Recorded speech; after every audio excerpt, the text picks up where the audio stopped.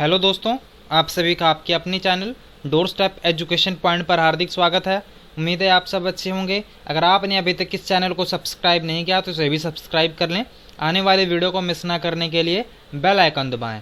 तो चलिए हम शुरू करते हैं अपने चैप्टर से। जो आज का हमारा चैप्टर है, चैप्टर नंबर 9, पब्लिक फैसिलिटीज़ की जो जन सुविधाएँ होती हैं। तो आपको कुछ याद आ रहा होगा कि हमने 6th या 7th क्लास में हमने कुछ फैसिलिटीज़ के बारे में पढ़ा था। वो हेल्थ फैसिलिटीज़ एंड सैनिटेशन, साफ़ सफाई और जो स्वास्थ्य सुविधाएं होती हैं जो सरकार के द्वारा दी जाती हैं। तो उसमें हमने बहुत सारी चीज़ें सीखी थी। हमने देखा था कि हमारी जो सरकारी फैसिलिटीज़ हैं वो कितनी ज़्यादा फेमस हैं, कि उनको बहुत ही माना जाना जाता है। और बहुत दूर दूर से जो टूरिस्ट हैं, जो मेडिकल टूरिस्ट हैं, वो भी हमारे देश में आते हैं। हमारा देश विश्व का तीसरा सबसे बड़ा दवाइयों का उत्पादक है, मतलब कि दूसरे देशों को दवाइयाँ हम भेजते भी हैं। तो हमारे देश में इतनी सारी सुविधाएं होने के बाद भी, बट वही हमने दूसरी साइड ये देखा था कि इतने सारे बच्चे और इतने सारे जो महिलाएं हैं उनको बहुत सारी समस्याएं आ जाती हैं, क्योंकि उनको पीने का पानी नहीं मिल पाता, दवाइयाँ नहीं मिल पाती, सही टाइम पर उनका इलाज नहीं हो पाता। ठीक है, तो ऐसी हमने बहुत सारी चीज़ें देखी थी, जिसमें हमने अच्छी बातों को भी देखा था और बुरी बातों को भी देखा था। तो इस आज जो हमारा चैप्टर है वो इसी से रिलेटेड है कि पब्लिक फैसिलिटीज़ होती क्या हैं, इनको प्रोवाइड कौन करवाता है, लोगों ने क्या क्या संघर्ष किए हैं पाने के लिए, हमारे संविधान का क्या सिग्निफिकेंस है, क्या महत्वपूर्णता है हमारा जो संविधान है उसको, जो उसमें ऐसे क्या क्या बातें लिखी हुई हैं जो हमें, जो पब्लिक फैसिलिटीज़ है जिससे हमें प्रोवाइड हो। तो इन सभी बातों के बारे में हम डिस्कस करेंगे। तो आपने हमारे साथ बने रहना है इस वीडियो के एंड तक, आपको बहुत कुछ जानने और सीखने को मिलेगा। तो चलिए शुरू करते हैं। यहाँ पर Ammu and Kumar are travelling through Chennai in a bus, की जो अम्मू एंड कुमार हैं, ये जो चैप्टर शुरू होता है यहीं से शुरू होता है कि ये दोनों जा रहे थे बस से। तो ये शहर में जा रहे थे, तो ये क्या कर रहे थे, वाटर फैसिलिटीज़ जो यहाँ पर हैं, जो पानी की सुविधाएं हैं, वो यहाँ पर वो ऑब्जर्व कर रहे थे, देख रहे। तो अब हम भी यहाँ पर जाएंगे, ठीक है, इनके इस शहर में, और हम भी इनकी जो वाटर की फैसिलिटीज़ हैं वो यहाँ पर जो भी हैं, ठीक है, जैसे भी इनकी फैसिलिटीज़ हैं हम उनको ऑब्जर्व करेंगे। तो आपके यहाँ पर भी वाटर की फैसिलिटीज़ है, हम रोज़ पानी पीते हैं। तो ये भी एक आम सी बात है कि कॉमन यूज़ वाली जो चीज़ है, जो पानी की सुविधा है, ठीक है, जैसे अस्पताल हो गया, और भी बहुत सारी चीज़ें हैं कि जो जैसे कि एजुकेशन है वो भी सरकारी मिलती है, फ्री मिलती है कई जगहों पर, आपको प्राइवेट स्कूलों में पैसे देने पड़ते हैं। तो इन सभी बातों के बारे में हम देखेंगे। तो शुरू करते हैं। ये चेन्नई की बात हो रही है यहाँ पर, ठीक है। तो यहाँ पर आपको एक पिक्चर दिखाई दे रही होगी। यहाँ पर लोग क्या कर रहे हैं, पानी भर रहे हैं। किससे? वाटर टैंकर से। चेन्नई की बात है ये, water and people of Chennai की। हम यहाँ पर 2-4 केस देखेंगे, ठीक है, कुछ घरों की बातें देखेंगे। तो यहाँ पर एक ना राम गोपाल नाम का एक पर्सन है जो कि अन्ना नगर में रहता है, चेन्नई में, ठीक है। तो यहाँ पर जो इनका एरिया है, green and lawns are maintained by general spraying of water, ठीक है। तो आपने ना जितने हम लोगों के बारे में देखेंगे तो आपने इनकी जो सिचुएशन है उसको खुद ही रिलेट करके देखना है कि अच्छा उसकी सिचुएशन उससे अलग कैसे है, ठीक है। आप थोड़ा सा करने की कोशिश करेंगे, आपकी जो रीजनिंग कैपेबिलिटी है वो भी बहुत ज़्यादा बढ़ेगी। तो यहाँ पर जो एक सीनियर गवर्नमेंट ऑफिशियल है, तो आपको पता ही लग रहा है कि सरकारी कर्मचारी है मिस्टर राम गोपाल, तो वो अन्ना नगर में रहता है। तो उसका जो एरिया है बड़े ही वहाँ पर घास फूस है, जैसे कि वहाँ पर जो मेंटेन किया जाता है, हरियाली टाइप है वहाँ पर, तो उसको बड़े अच्छे से वहाँ वाली जो जगह है उसको मेंटेन किया गया है। और यहाँ पर जो बंगलो है, जो जिन घरों में ये रहते हैं, वहाँ पर जो पानी की सुविधा आती है वो बड़े अच्छे ढंग से आती है, रोज़ पानी की उनको सुविधा मिलती है। तो यहाँ पर when the water supply is इनएडिक्वेट, कि जिस दिन पानी की मात्रा प्राप्त नहीं होती, इन लोगों को कई बार पानी की कमी आ जाती है, तो ये क्या करते हैं, ये अपने सीनियर ऑफिशियल, ठीक है, जो इनके उच्च अधिकारी होंगे उनसे बात करते हैं, जो म्यूनिसिपल वाटर बोर्ड, ठीक है। हमने जब म्यूनिसिपल कॉरपोरेशन वाला जब हमने लेसन पढ़ा था, तो आपको पता है ना कि ये इनका काम होता है, जो नगर निगम होते हैं इनका काम होता है पानी की सप्लाई वगैरह, साफ़ सफाई करवाना, तो ये सभी इनके काम होते हैं। तो वो उनको फ़ोन लगाते हैं और अचानक से इनको क्या मिल जाता है, वाटर टैंकर की जो फैसिलिटीज़ है वो यहाँ पर इनके घर के आसपास अरेंज कर दी जाती है। तो आपको ये भी देखने को मिल रहा होगा, ये अमीर पर्सन है और इनके यहाँ इतनी पानी की जो समस्या है वो आती नहीं है। जब भी वो फ़ोन करते हैं इनके यहाँ वाटर की जो टैंकी है वो यहाँ पर पहुँचा दी जाती है। अब हम बात करेंगे like most areas of the city की, एक सुब्रमण्यम अपार्टमेंट की, Subramaniam is the name of person, कि इनके घर में क्या होता है, मैलापुर यहाँ पर एक जगह है, सफ़र फ्रॉम वाटर शॉर्टेज, कि यहाँ पर जो पानी की कमी है वो बहुत ज़्यादा रहती है। और यहाँ पर जो म्यूनिसिपल वाटर है वो 2 दिनों में सिर्फ एक बार आता है, ठीक है, सिर्फ 2 दिनों में एक बार यहाँ पर आता है। और private borewell meets some of the resident water needs, कि यहाँ पर एक प्राइवेट बोरवेल है, यहाँ पर वो रेजिडेंट है, यहाँ पर जो भी लोग रहते हैं उनकी जो पानी की जो बहुत कमी होती है उनको पूरा करने की कोशिश करते हैं।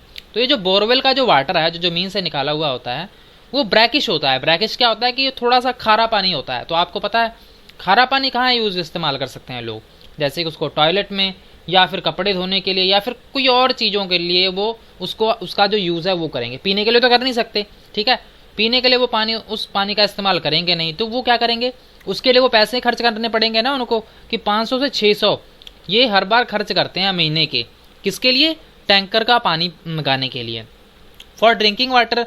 तो पानी पीने के लिए इन लोगों ने वहाँ पर वाटर जो प्योरीफायर होते हैं, ठीक है, उसको इंस्टॉल कर रखा है या फिर कोई और तरीके होंगे। इस तरह से ये क्या करते हैं, अपने पानी की जो नीड्स हैं उनको पूरा करते हैं। अब हम बात करेंगे तीसरी, एक शिवा नाम का पर्सन है, वो रेंटेड हाउस में रहता है, किराए के मकान में, वो फर्स्ट फ्लोर पर रहता है, मदिका पक्कम नाम की जगह है। और इसको जो पानी मिलता है, ठीक है, वो एक दिन मिलता है, कितने दिनों में, 4 दिनों में सिर्फ एक बार इनको पानी मिलता है। और shortage of water is one major reason, कि यहाँ पर जो पानी की कमी है इसी के कारण ये जो शिवा नाम का पर्सन है वो अपनी फैमिली को यहाँ पर नहीं बुला सकता, क्योंकि उसकी फैमिली शायद कहीं दूर रहती होगी। जैसे कि हमने भी देखा है कि हमारे शहरों में बहुत सारे लोग आते हैं दूर दूर से क्या करने, कमाई करने के लिए, तो वो वहाँ पर ऐसे रहता होगा किसी शहर में, तो वहाँ पर उनको पानी की कमी होगी, इसलिए वो अपनी फैमिली को नहीं बुला रहा होगा कि यार मैं तो चलो गुजारा कर लेता हूँ, मेरी फैमिली कैसे गुजारा करेगी। अब बात करेंगे तीसरे पर्सन की, जिसका नाम है पद्मा, ठीक है। पद्मा क्या करती है, डोमेस्टिक हेल्प इन सैदापेट, ठीक है, सैदपेट नाम की जगह है, वहाँ पर ये रहती है। ये झुग्गी झोपड़ियाँ होती हैं ना, वो वाला एरिया है। तो ये क्या करती है, सबसे पहले तो ये झुग्गी झोपड़ी वाला जो एरिया है वे भी वहाँ पर फ्री में नहीं रहती, इसको भी वहाँ पर वो जो उसने जो झोपड़ी बनाई हुई है, हटमेट बनाया हुआ है, उसके भी उसको महीने के 650 रुपये देने पड़ते हैं। और यहाँ पर जो एक लास्ट में एक कोने में एक टूटी लगी हुई है, यहाँ पर लगभग इसके जैसा जो घर है, जो वहाँ पर झोपड़ी बनी हुई है, वहाँ पर 30 ऐसे और घर हैं। और वहाँ पर एक कोने में एक ना टूटी टाइप लगी हुई है, टैप लगी हुई है। तो 20 मिनट पानी आता है दिन में 2 बार, ठीक है। अब थोड़ा सा आप सोचिए कि दिन में सिर्फ 2 बार, वो भी 20 मिनट तक वहाँ पर पानी आता है, ठीक है। और यहाँ पर जो फैमिलीज होती हैं वो यहाँ पर लगभग सिर्फ 3 बाल्टियाँ ही भर पाते हैं, ठीक है। और यहाँ पर जो पानी भरते हैं वो mainly water use for washing and drinking, ये पीने के लिए और कपड़े धोने के लिए पानी इनको भरना पड़ता है। और गर्मियों में तो और भी बुरा हाल हो जाता है, कई बार तो इनको दूसरे की कॉस्ट पर, जैसे कि अगर किसी एक व्यक्ति ने ज़्यादा पानी भर लिया तो दूसरे व्यक्ति को पानी भरने का मौका ही नहीं मिलेगा, ठीक है। पानी गया तो गया, अब वो क्या कर सकते हैं, तो उनको पानी मिलेगा ही नहीं। तो फिर सोचिए आप गुजारा कैसे करते होंगे वहाँ के लोग, क्योंकि पानी तो वैसे भी बहुत ज़्यादा ज़रूरी है। वहाँ पर जो लोग हैं उनको लाइनों में लगने के लिए भी बहुत ज़्यादा घंटों तो क्या करना पड़ता है, इंतज़ार करना पड़ता है। तो आपको ये चारों जो आपने इवेंट देखे, स्टोरी देखी, तो इसमें आपको कुछ समझ आया कि उन चारों पर्सन में कितना फ़र्क है, ठीक है। एक पर्सन तो उसको ज़्यादा मेहनत नहीं करनी पड़ती, उसको वहाँ पर डेली पानी मिल जाता है, क्यों, क्योंकि वो अमीर है, ठीक है। और इसलिए उसकी जो ऑप्शंस के साथ बात भी है, अगर वहाँ पर पानी ना भी आए तो वो टैंकर जो है वो अवेलेबल करवा लेते हैं अपने सीनियर से बात करके। अब हम बात करेंगे water as a part of fundamental right to life, कि ये जो पानी की जो बात है, जो पानी का क्या अधिकार हमारे फंडामेंटल राइट टू लाइफ से कैसे, जो जीने का अधिकार है, जीवन का अधिकार है, जो मौलिक अधिकार है ना हमारा, हमने आर्टिकल 21 में कितने बार, ना जाने कितनी बार हमने ये रिपीट कर लिया है कि right to freedom with choice and dignity, ठीक है। वही बात आ गई ना फिर से कि सिर्फ सांस लेते रहना ही ज़िंदगी नहीं है, कि फ़ायदा क्या है तब तक अगर आप जीवन को अच्छे से जी ना पाएँ, आपको खाने के लिए खाना ना मिले, भोजन ना मिले, सांस लेने को स्वच्छ हवा ना मिले। तो ये हमारे मौलिक अधिकार हैं, ठीक है। अगर आपको यहाँ पर स्वच्छ हवा नहीं मिलती ना, अगर आपके वहाँ शहर में, तो आप क्या कर सकते हैं, हाई कोर्ट या सुप्रीम कोर्ट में आप केस कर सकते हैं कि हमें स्वच्छ हवा क्यों नहीं मिल रही, ये तो मेरा मौलिक अधिकार है। तो सरकार को कोई ना कोई फैसला ज़रूर लेना पड़ेगा। तो फिर यहाँ पर फंडामेंटल राइट है। तो ये जो पानी है, ठीक है, ये हमारा राइट टू लाइफ के अंदर ही आता है। कि हमने वो पहले भी एक बार डिस्कस किया था कि जैसे कि जो गवर्नमेंट होती है, जैसे कि बिहार के नीतीश यादव क्या है, सीएम है, तो उन्होंने क्या किया हुआ है, उन्होंने लिक्वर है जो शराब है उसको बैन किया हुआ है। क्यों, क्योंकि वो नहीं चाहते कि जो हमारे नागरिक है देश के, हमारे जो राज्य के जितने भी नागरिक हैं उनको कोई समस्या हो, क्योंकि शराब पीने से लोग, पता ही है आपको कि उनको बहुत ज़्यादा प्रॉब्लम आ जाती है। तो ये सरकार का दायित्व है कि वो अपने लोगों की, जितने भी उनके राज्य में जो लोग हैं, वो उनकी सेफ्टी के लिए कुछ स्टेप उठाएं, ठीक है। चलो हमारे पंजाब में तो ऐसा पॉसिबल नहीं हो सकता, so not only is it necessary for us to able to meet our daily needs but safe drinking water, कि ये हमारे सरकार के अधिकार में ही आता है कि जो पीने का पानी है वो हमें साफ सफाई मिले, साफ पानी मिले।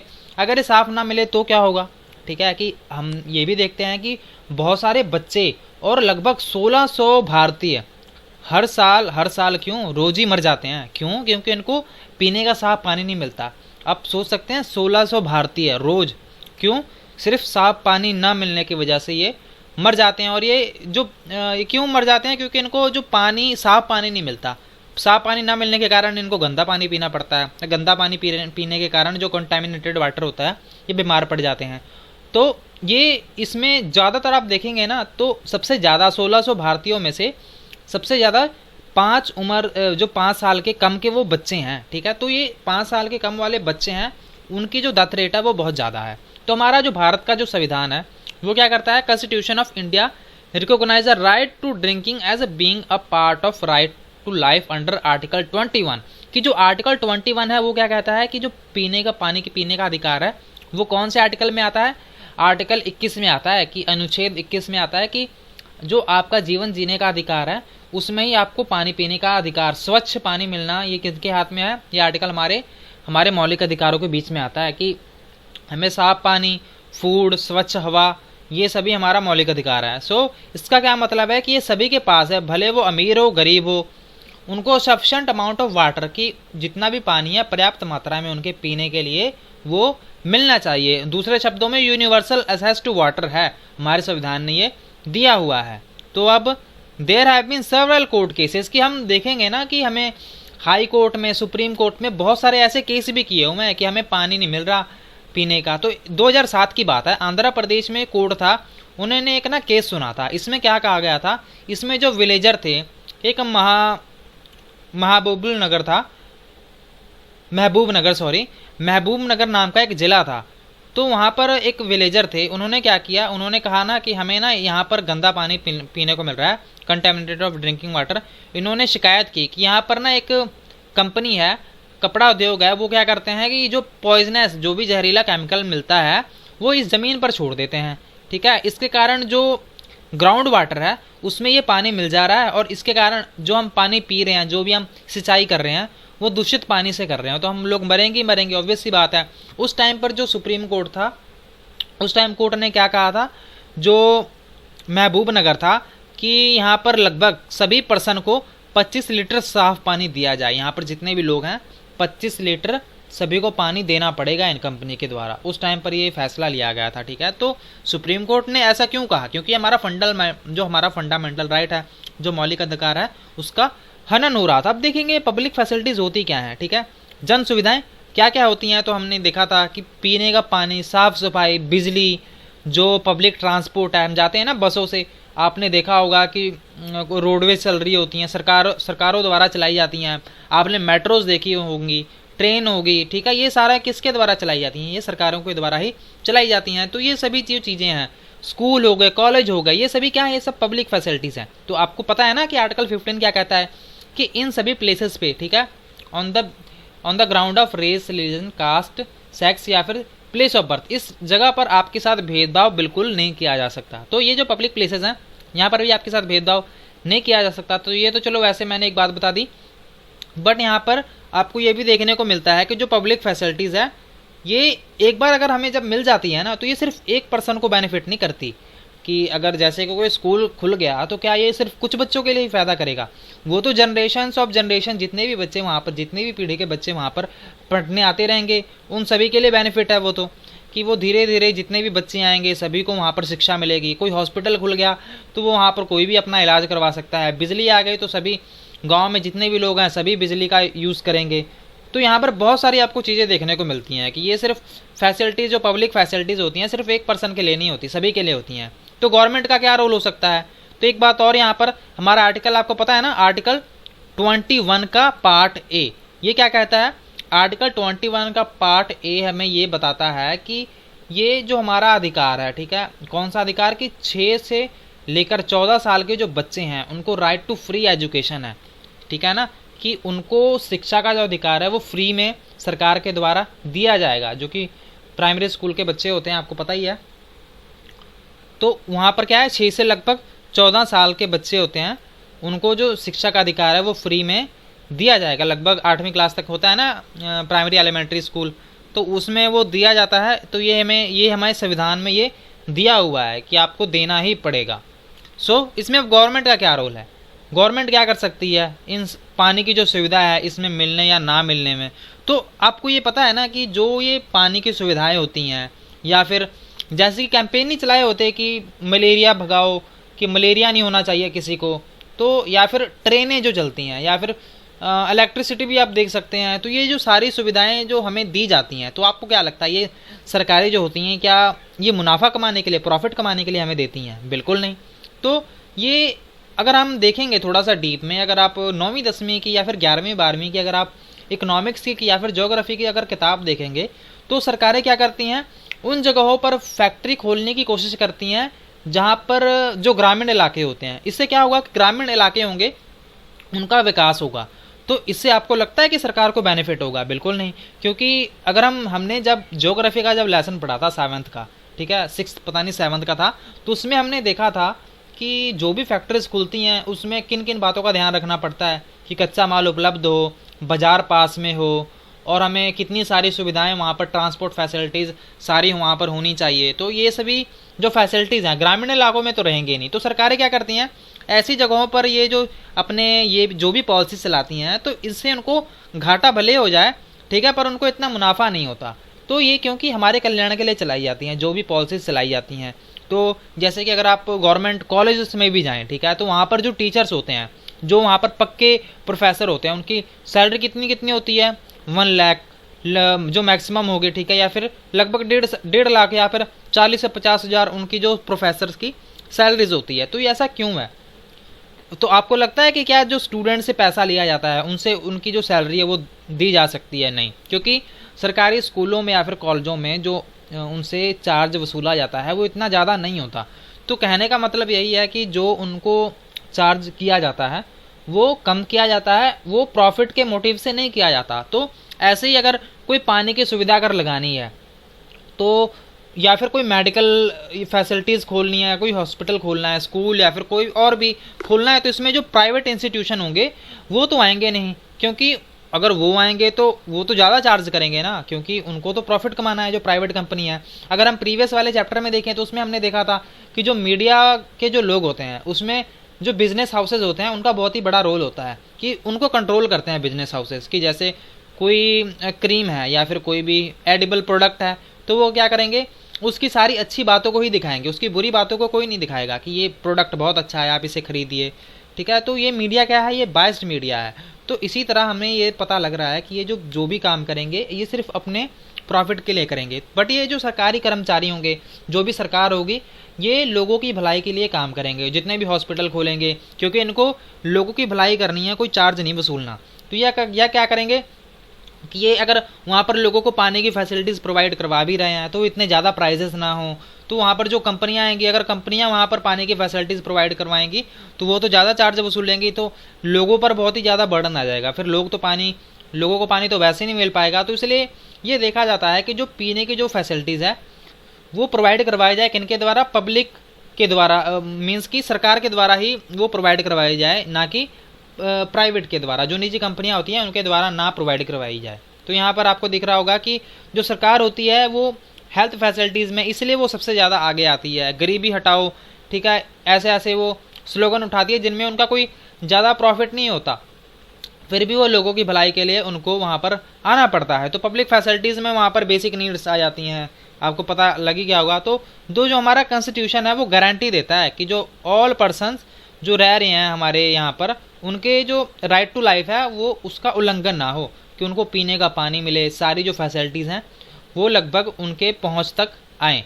तो यहाँ पर अभी हम देखेंगे कि जो सरकारें होती हैं, ये जो पब्लिक फैसिलिटीज़ जो प्रोवाइड करवाती हैं वो पैसे आते कहाँ से हैं, ठीक है। तो यहाँ पर हम इसका एक स्टोरी टाइप भी वो भी पढ़ेंगे। तो जो हमें सरकारें ये जो प्रोवाइड करवा रही हैं, पीने का जो पानी है, कॉलेज है, स्कूल है जो सरकारी हैं, हॉस्पिटल्स हैं, और भी हमें सरकार बहुत जगहों पर मदद करती है।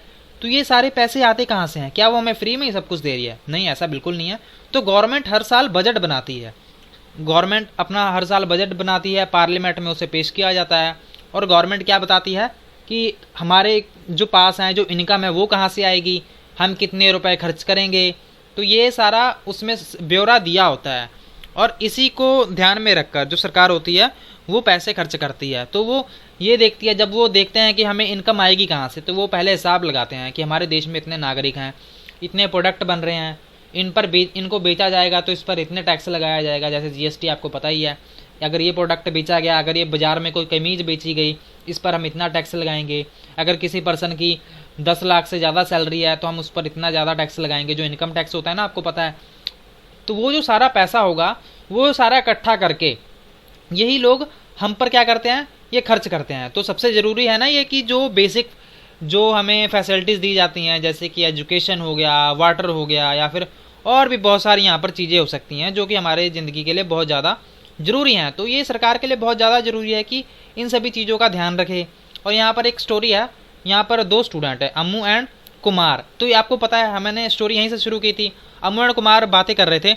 अम्मू ने कहा कि did you notice that the roads in Saidapet for so bumpy and without street light, कि जो यहाँ पर एक जो रोड है सैदपेट में, यहाँ पर जो हमें सड़कें दिखाई दे रही हैं, यहाँ पर इतनी गंदी सड़कें हैं, यहाँ पर जो स्ट्रीट लाइट है वो भी अच्छे ढंग से नहीं प्रोवाइड की हुई, तो यहाँ पर रात को कितनी समस्या होती होगी। तो कुमार ने कहा कि आप तुम ना जो ये जो स्लम एरिया है, जो यहाँ पर झुग्गी झोपड़ियों वाला एरिया है, तुम यहाँ पर एक्सपेक्ट कर भी क्या सकती हो कि यहाँ पर और कितना बढ़िया इसको और कितना अच्छा किया जा सकता है, तुम इसके लिए कोई एक्सपेक्टेशन नहीं रख सकती। तो हमने क्या कहा कि why should slum be like that, should they have the public facilities की should not they have public facilities, कि उन्होंने कहा कि स्लम ही ऐसे क्यों है, यहाँ पर क्या पब्लिक फैसिलिटीज़ नहीं होनी चाहिए। जो भी हमें अभी हमने देखा ना कितनी सारी पब्लिक फैसिलिटीज़ होती हैं, तो वो यहाँ पर अम्मू ने पूछा कि ये यहाँ पर ऐसा क्यों है, यहाँ पर पब्लिक फैसिलिटीज़ हैं वो क्यों नहीं होनी चाहिए। तो कुमार ने कहा कि मुझे तो लगता है कि जो पब्लिक फैसिलिटीज़ हैं ना, वो सिर्फ जो शहरों में जो लोग रहते हैं ना ठीक ठाक घरों में, वो सिर्फ उनके लिए ही होती हैं, क्योंकि वो टैक्स पे करते हैं, ठीक है, क्योंकि वही लोग टैक्स पे करते हैं, ऐसा इन लोगों का कहना है। ये तो हम सभी जानते हैं कि टैक्स पे सभी करते हैं। अगर हमने कोई कम्युनिटी खरीदी, कोई हमने सब्जी नहीं, जैसे कि कोई शर्ट है या फिर कोई और चीज़ें हैं, ठीक है, हमने रेस्टोरेंट में कोई खाना खाया या फिर कोई और चीज़ें खरीदी, फ़ोन खरीदा या फिर टीवी खरीदा, ठीक है, बैग, तो उस पर हमें क्या देना पड़ता है, टैक्स देना पड़ता है। तो ये लोग, इनको नहीं पता, शायद बच्चे हैं इसलिए नहीं पता होगा। तो हमें उन्होंने क्या कहा, well it has to find a way, can you imagine what would be like to live a slum without proper roads, कि तुम क्या इमेजिन कर सकते हो, जो हमने पूछा उससे, कुमार से, कि ये बिना लाइट के इस झुग्गी झोपड़ियों में रहना, पानी की फैसिलिटीज़ नहीं है और यहाँ पर रोड सड़कें नहीं बनी हुई है, तो यहाँ पर कैसे रह सकते हैं हम। तो यहाँ पर कुमार ने कहा कि ये वो सोचने लग गया। तो फिर अम्मू ने कहा कि जो हमारा संविधान है वो many of the public facilities as being part of right to life, तो इनको थोड़ी सी जानकारी है, इन्होंने भी शायद कॉन्स्टिट्यूशन जरूर पढ़ा होगा, इन्होंने भी ये जो किताब है वो ज़रूर पढ़ी होगी। तो उसका जो आर्टिकल 21 है वो क्या कहता है कि राइट टू लाइफ में हमने अभी देखा था ना कि पीने का स्वच्छ पानी, स्वच्छ जो हवा है वो, और खाना, ये जो सभी चीज़ें हैं वो हमारे राइट टू लाइफ में ही आते हैं, ठीक है। तो ये उन्होंने कहा कि ये सरकार को चाहिए कि इन सभी बातों पर ध्यान दें, ठीक है। अब हम देखेंगे कि central government spend on rupees goes to, कि जो सरकारें ये जो पैसा खर्च करती हैं, चलो ये तो आपके लिए इतना इंपॉर्टेंट है नहीं, बट फिर भी हम एक बार ऐसे मोटा मोटा इसको देख लेते हैं कि जो सरकार है, ठीक है, जो पैसा खर्च करती है वो ज़्यादा कहाँ से है, ज़्यादा कहाँ पर है। जैसे कि इन्होंने 1 रुपया है मान लीजिए, ठीक है, 1 रुपया है, तो इसको कैसे कैसे इन्होंने खर्च किया, देखिए यहाँ पर 5 पैसे इन्होंने पेंशन पे खर्च कर दिए, 8 पैसे इन्होंने जो और खर्चे होते हैं उस पर कर दिए, finance commission and other transfer उसको 8 पैसे वहाँ दे दिए। जो सब्सिडीज़ नहीं मिलती, जैसे कि आपको गैस पर सब्सिडीज़ मिलती हैं या फिर और भी बहुत सारी चीज़ें हैं वहाँ पर सब्सिडीज़, ठीक है, और 9 पैसे उसको वहाँ खर्च कर दिया डिफेंस में। जैसे आपको पता है ना कि जो बॉर्डर पर होते हैं, जो भी हमारी जो सुरक्षा का मामला होता है, जितने भी जहाज़ खरीदे जाते हैं, जो भी लड़ाकू विमान होते हैं, तो 9 पैसे उस पर चले गए। सेंट्रली स्पॉन्सर्ड स्कीम की जो सेंटर ने कुछ स्कीम चलाई होती हैं उस पर 9 पैसे चले गए। उसके बाद सेंट्रल सेक्टर स्कीम की, ये सेंट्रल सेक्टर स्कीम पर 10 पैसे चले गए। इंटरेस्ट पेमेंट की जो इंटरेस्ट होता है 18 पैसे तो उसको देने में चले जाते हैं। और state share taxes and duties की ये 24 पैसे जो स्टेट के शेयर हैं और टैक्सेस हैं ड्यूटीज़ हैं वो 24 पैसे किसको चले जाते हैं, सीधा स्टेट्स को चले जाते हैं। तो ये आपने देखा ना। अभी हम देखेंगे कि ये जो 1 रुपया है वो आता कहाँ कहाँ से। ये तो हमने देख लिया कि उनको खर्च कहाँ कहाँ पर किया जाता है। अब हम देखेंगे कि ये जो 1 रुपया होगा वो आता कहाँ से है। आपने ये नहीं मान के चलना कि सरकार से फेक रुपया यहाँ पर दिखाया जा रहा है। ये सिर्फ 1 रुपये से आपको ये बताने की कोशिश की जा रही है कि सरकार जो पैसे खर्च करती है, ठीक है, जितने भी वो टैक्स इकट्ठा करती है उसका आपने मान लेना है कि उतना प्रतिशत जितना जितना हमने देखा वो कितना कितना कहाँ कहाँ खर्च करती है। तो tax revenue of central government रूपी कम्स फ्रॉम, कि ये जो पैसा है 1 रुपया वो आएगा कहाँ कहाँ से। तो जो वहाँ पर कस्टम ड्यूटी लगाई होगी 4 पैसे तो वहाँ से बन गए। अब यूनियन एक्साइज ड्यूटी लगाई होगी 8 पैसे वहाँ से, और नॉन टैक्स रेवेन्यू ये 8 पैसे वहाँ से बन गए। इनकम टैक्स लगभग 16 पैसे, और यहाँ पर जो कॉर्पोरेट टैक्स है वो 19 पैसे बने। बोरोइंग एंड अदर लाइबिलिटीज़, ठीक है, तो ये 19 पैसे बने। गुड एंड सर्विस टैक्स आपको पता है जो जीएसटी है लगभग 23 पैसे, ठीक है, और नॉन डेप्ट कैपिटल रिसिप्ट ये बन गया 3 पैसे। तो ये सभी मिलाकर कितने बन गए, 100 पैसे, मतलब कि 1 रुपया बन गया। तो ये यहाँ से ये जो पैसे हैं ये यहाँ से आते हैं। तो आपको पता है कि जब ये बसों में लोग जाते हैं, ठीक है, एक बात ये और है कि वहाँ पर लोग बसों में कई बार हमें देखने को मिलता है कि आजकल जो शहरों की जो आबादी है वो इतनी ज़्यादा बढ़ गई है कि लोगों के पास रहने के लिए घर तो चलो दूर की बात, यहाँ पर जो आने जाने के लिए जो फैसिलिटीज़ हैं बसों की वो भी उसकी भी किल्लत पड़ने लग गई है। तो आपको पता है ना दिल्ली में मेट्रो रेल भी चलाई गई थी, तो इसी की कमी को पूरा करने के लिए ही चलाया गया था। तो 11,000 करोड़, ठीक है, 11,000 करोड़ लगभग इन्होंने इस मेट्रो को चलाने के लिए खर्च किया था।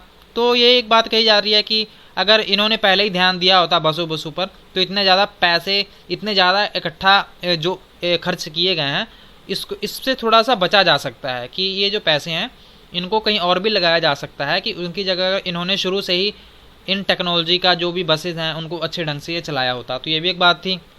अब हम देखेंगे water supply in Chennai is available to all, कि क्या ये जो वाटर सप्लाई है वो क्या सभी को यहाँ पर देखने को मिल रही है।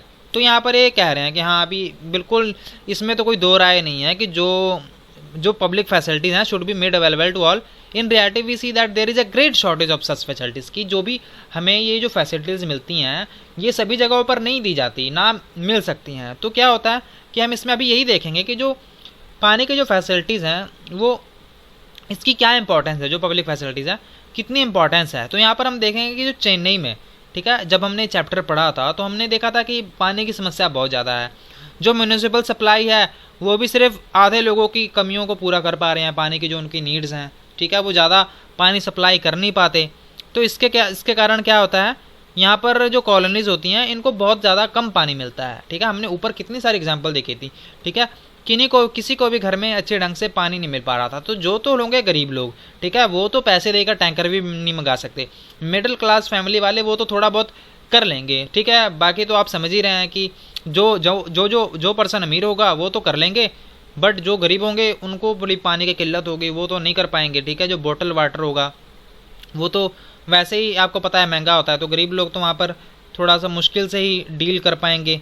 और यहाँ पर apart from the availability of water access to safe drinking water also available to some and this depend on what who can afford. वही बात है कि पानी की सुविधा उसे कोई मिल पाएगी जो अमीर होगा, जिसके पास पैसे हैं, जो कि इन जगहों पर पैसे लगा सकता है, और साफ़ पानी उसको मिल सकता है, या फिर जिसने वाटर प्योरीफायर लगाया है, ठीक है। तो गरीब पर्सन तो कहाँ वाटर प्योरीफायर लगवा पाएगा। तो ये भी सरकार को थोड़ा सा देखना चाहिए कि जो सफिशिएंट एंड सेफ वाटर है वो सभी लोगों को मिल पाए। टेकिंग वाटर फ्रॉम फार्मर्स, कि यहाँ पर हमें एक और समस्या देखने को मिली थी कि जो पानी की किल्लत वो गांव वालों को कैसे होने लगी थी। कि यहाँ पर एक गांव की बात बताई हुई है कि ये जो प्राइवेट कंपनियाँ हुआ करती थी वो क्या करती थी कि ये ना उन गाँवों से क्या करते थे कि जो ट्यूबवेल का जो पानी है धरती से उसको निकाल कर क्या किया करते थे कि शहरों में इसे बेच दिया करते थे।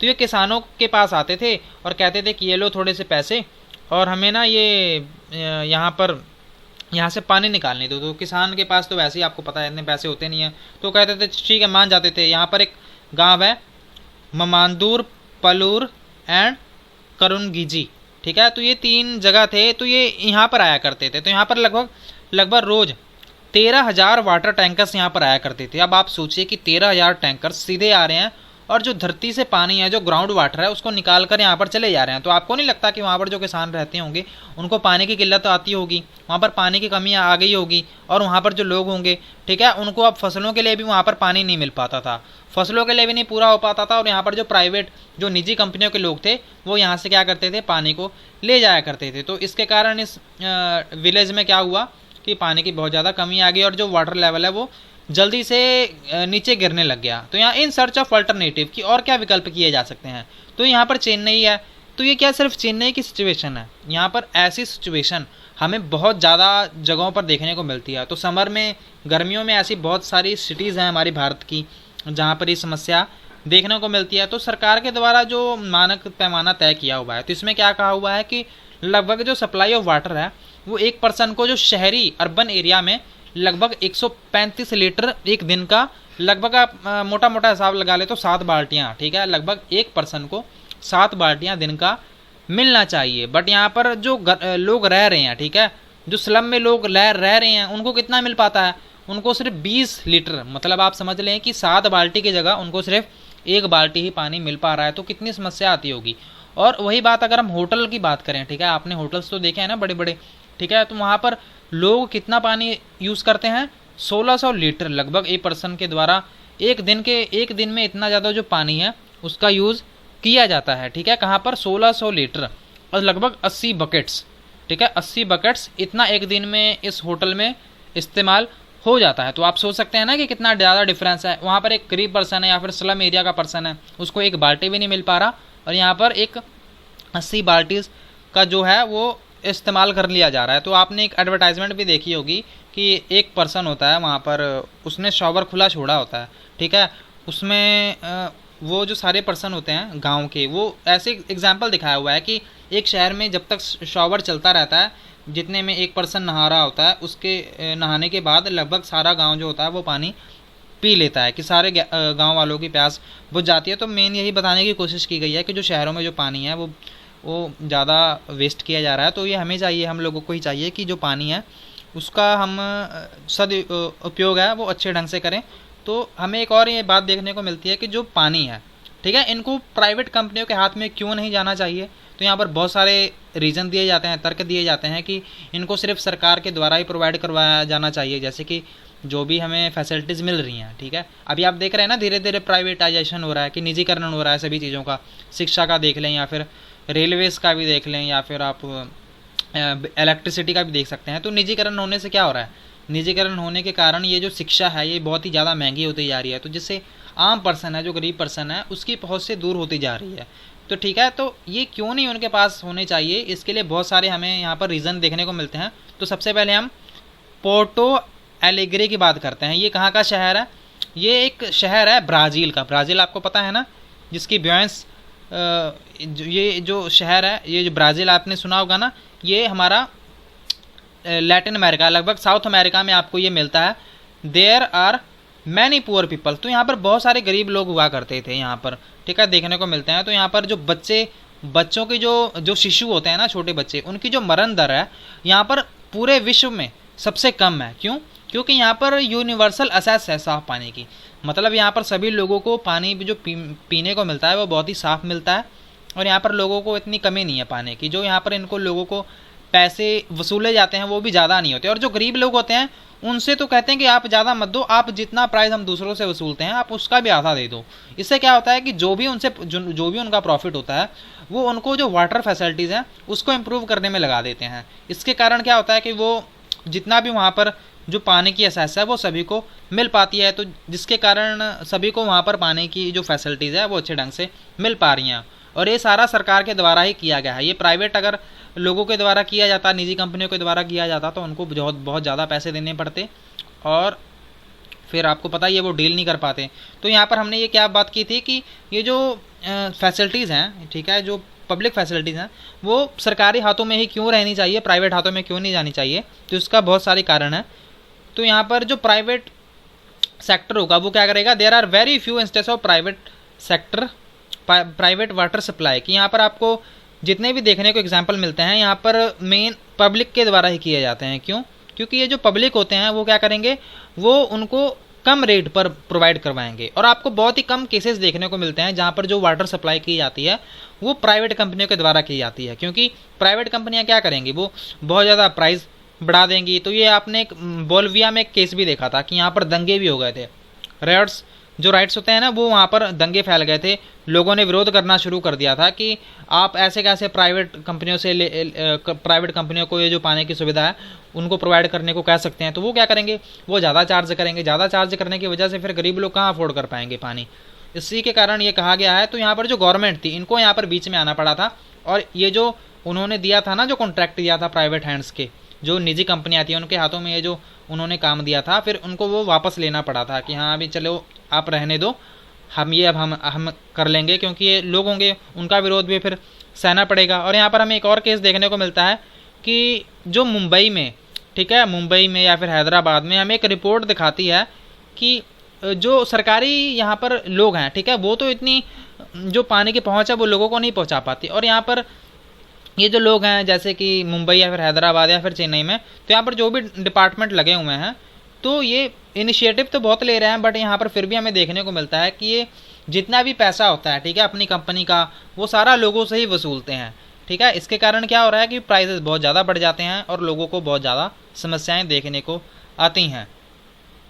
तो ये क्या करते हैं, मेन ये कॉन्ट्रैक्ट पर ठेका दे देते हैं प्राइवेट लोगों को, और जो प्राइवेट लोग हैं वो क्या करते हैं कि वो फिर ज़्यादा पैसे जो होते हैं वो वसूलना शुरू कर देते हैं। तो यहाँ पर एक एक्सटेंडिंग सैनिटेशन फैसिलिटीज़ की, जो सैनिटेशन साफ़ सफाई की फैसिलिटीज़ हैं उसको क्यों एक्सटेंड किया जाना चाहिए, क्योंकि इससे बहुत ज़्यादा बीमारियाँ फैलती हैं। इसलिए हमें बहुत ज़्यादा सरकार क्या कर रही है, इनिशिएट ले रही है कि टॉयलेट्स हर घर बनवाए जाएं, जहाँ पर आपको पता है ग्रामीण क्षेत्रों में लोग इतना नहीं इसका यूज़ करते। अभी 2011 के आंकड़ों के अनुसार हम देखें तो लगभग जो 87% जो लोग हैं, ठीक है, हाउस होल्ड्स में, उनके पास साफ पानी पीने का वहाँ पर है, ठीक है, वो पी पाते हैं, उनको वहाँ पर फैसिलिटीज़ हैं, बट बाकी लोगों को नहीं है। और यहाँ पर लगभग 53%, ठीक है, एक्सेस टू सैनिटेशन, कि इनके पास जो टॉयलेट्स फैसिलिटीज़ हैं वो हैं, बाकी लोगों के पास तो नहीं है। मतलब तो यही हुआ ना, और इसलिए सरकार यहाँ पर बहुत ज़्यादा इनिशिएटिव ले रही है और इनको बनवाने का काम कर रही है। ठीक है, तो ये हमारा चैप्टर था। अब हम देख लेते हैं कंक्लूजन की ये जितनी भी बातें थी, ठीक है, ये सरकार को थोड़ा सा ध्यान देना चाहिए, और जो भी हमारे कॉन्स्टिट्यूशन में हमें राइट दिए हुए हैं इनको कंप्लीट किया जाना चाहिए। तो इनको प्राइवेट हाथों में नहीं जाने दिया जाना चाहिए, क्योंकि आपको पता है प्राइवेट तो फिर मनी माइंडेड लोग होंगे, वो सिर्फ पैसे कमाने की सोचेंगे, जिनके कारण फिर जो लोग होंगे, गरीब लोग होंगे, उनके हाथों में ये सर्विसेज नहीं आ पाएंगी। और 2001 का जो सेंसस है वो क्या कहता है कि जो इलेक्ट्रिसिटी है वो लगभग 44%, living around 78 million house hold still in the dark, कि अभी भी 78 मिलियन जो लोग हैं वो अभी भी अंधेरे में ही रह रहे हैं। ठीक है, अभी मतलब ये कि जो रूरल हैं, ठीक है, ग्रामीण इलाकों में सिर्फ 44% ही बिजली को पहुंचा पाए हैं। ये मतलब ये कि 78 मिलियन जो लोग हैं अभी भी अंधेरे में ही रह रहे हैं। तो आपने देखा ना कि जो पब्लिक फैसिलिटीज़ ये तो है, ये इलेक्ट्रिसिटी ये अभी भी लोगों को नहीं मिल पा रही है। तो सरकार को चाहिए कि चलो अभी काम तो कर रही है सरकार, इनको धीरे धीरे अच्छे ढंग से जो अपनी पॉलिसीज़ हैं इनको इम्प्लीमेंट करना चाहिए, और हर घर में जहाँ पर भी फैसिलिटीज़ नहीं है पानी पीने की या फिर हॉस्पिटल की या फिर एजुकेशन की, तो सरकार को चाहिए कि इन सभी बातों पर ध्यान दिया जाए। तो आपको ये चैप्टर कैसा लगा आप हमें कमेंट करके ज़रूर बताएं। अगर कुछ ना समझ आया हो तो आप हमें पूछ सकते हैं, मैं आपका जवाब जल्दी दे दिया करूँगा। और आपको अगर ये सेशन पसंद आया हो तो इसे लाइक करें, शेयर करें और हमारे चैनल को सब्सक्राइब करें। Thank you so much for watching. God bless you all.